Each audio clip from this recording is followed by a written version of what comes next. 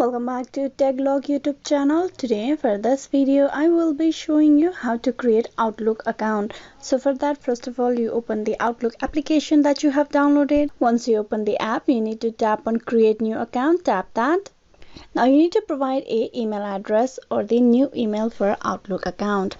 You type in the email address. While you type in the new email address, you need to make sure that at the right side there's a drop down menu. You tap that and you need to make sure that the option remains outlook.com. You choose outlook.com and then tap on next.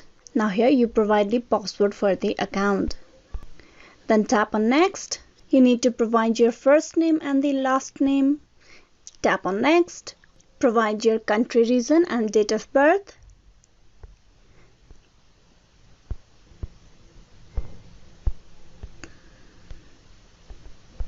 Then tap on next. Here you tap on next. Tap on accept over here.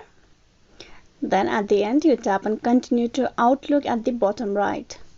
And with that you have successfully created yourself a Outlook account.